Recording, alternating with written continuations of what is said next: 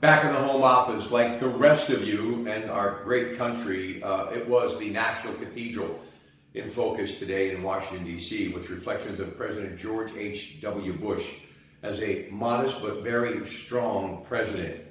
He valued character over pedigree, and he was not a cynic. He looked for the good in everybody and usually found it. President George W. Bush told 3,000 political leaders and family members who were congregated at the National Cathedral to say goodbye. To us, he was close to perfect.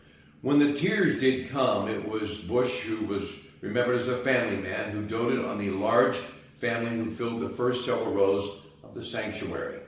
He was the best father a son and daughter could have. The younger President Bush said, his eyes welling up and his voice quaking.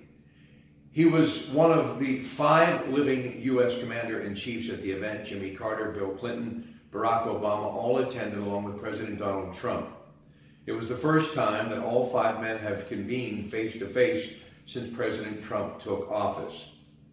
To the strands of Hail to the Chief, the late president was carried from the Capitol and transported by hearse as the streets were lined with spectators, and that hearse actually passing the World War II monument. Now, Alan Simpson had some comic relief, the former senator. You know, most presidents plan years in advance their funeral, as did President George H.W. Bush, and he would tweak it from time to time as the years went on. But the former Senator Alan Simpson said, he told me I only had 10 minutes. He was direct about it, and it wasn't even funny.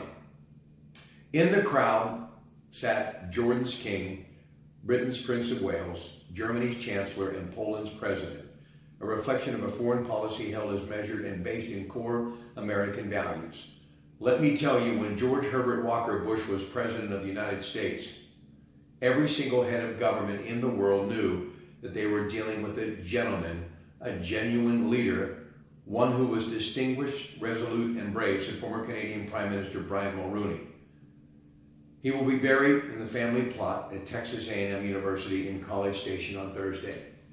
In closing, when your children and grandchildren ask you about what was President George Herbert Walker Bush like, you can tell them he was a real American hero.